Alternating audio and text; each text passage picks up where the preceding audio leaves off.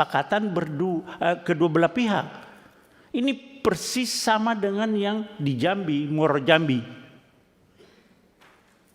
Jadi PD itu yang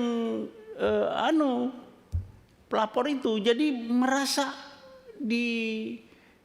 percaya diri, jadi bisa membuat angka yang cukup tinggi nanti, Pak. Terjadi lagi pemerasan di situ. Nah, saya minta Bapak lebih bijaklah terhadap ini berdua, Pak.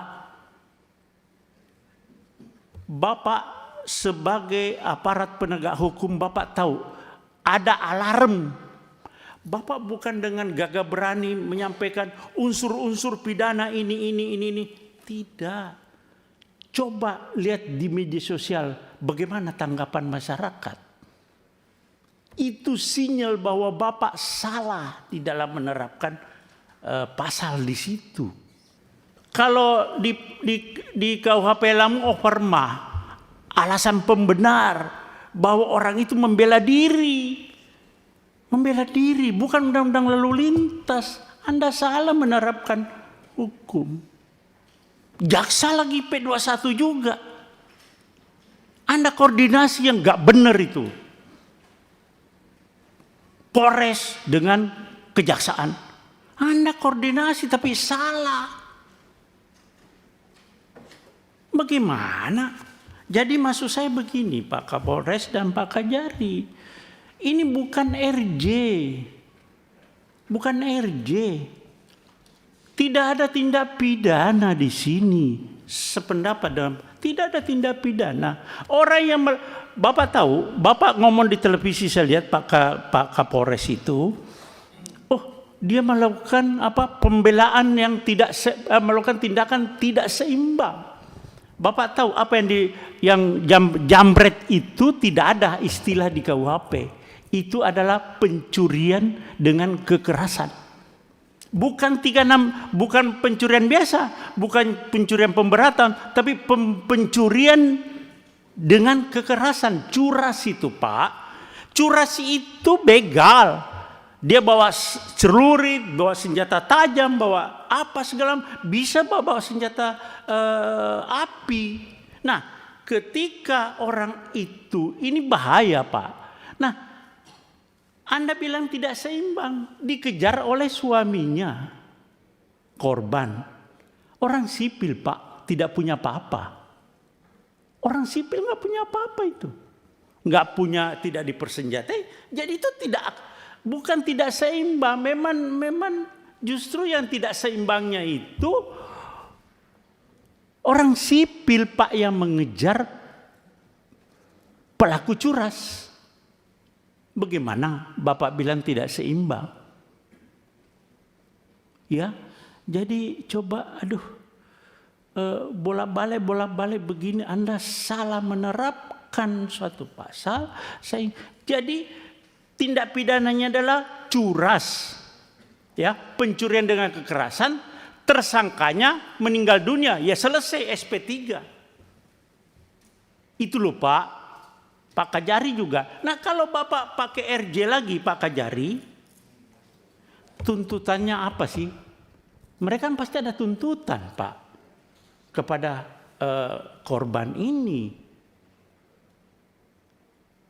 Di media sosial juga Pak Kapolres banyak itu di media sosial. Seandainya yang mengejar itu polisi, terus yang meninggal, apakah polisi dipidanakan juga?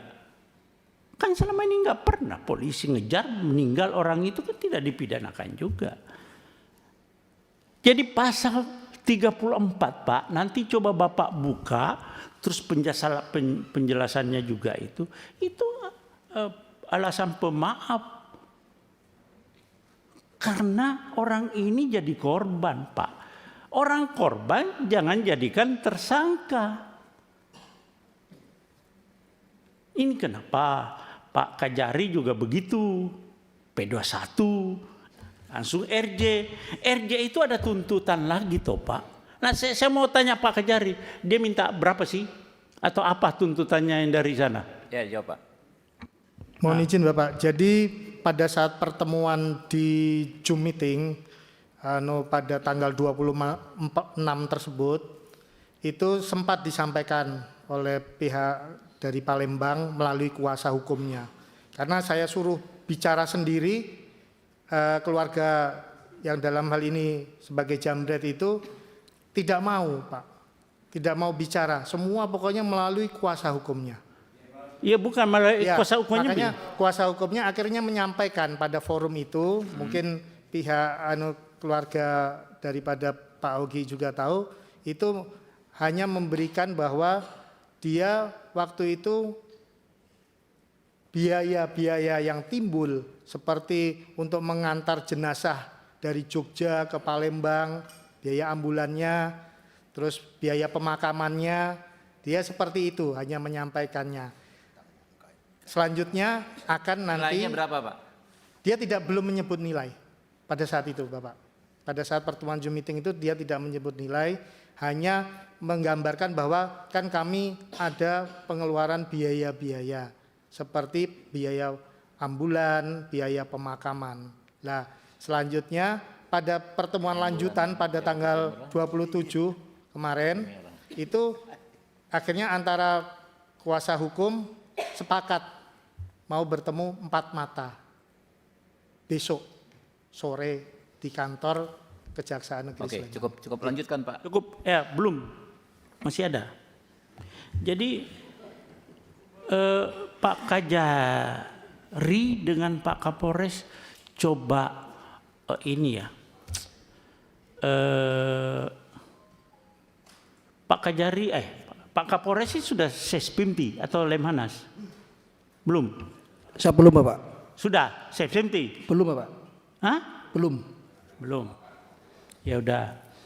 Maksud saya coba lebih, dan mungkin saya lihat Bapak belum tahu persis, tapi sebetulnya polisi sudah ada yang namanya overma, alasan pemaaf di KUHP yang lama. Tapi KUHP yang baru juga ada, Pak. Di pasal 34 coba Bapak baca berulang-ulang. Dan itu curas, Pak, bukan pencurian biasa. Pencurian dengan kekerasan yang resikonya tinggi sekali. Masih lumayan Bapak suaminya mau mengejar dengan punya keberanian yang cukup, Pak. Tidak semua orang mau mengejar. Nah, di dalam terjadinya pengejaran itu terjadi suatu kecelakaan begitu. Ya sudah selesai, tersangkanya meninggal dunia. Tidak ada lagi RJ. Nah, kalau Bapak RJ, tuntutannya itu nanti karena dia merasa pede. Persyaratan RJ, Pak, harus ada kesepakatan kedua belah pihak. Ini persis sama dengan yang di Jambi, Muaro Jambi. Jadi pede itu yang pelapor itu, jadi merasa percaya diri, jadi bisa membuat angka yang cukup tinggi nanti, Pak. Terjadi lagi pemerasan di situ.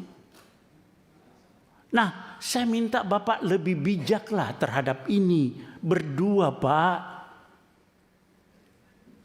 Bapak sebagai aparat penegak hukum, Bapak tahu ada alarm.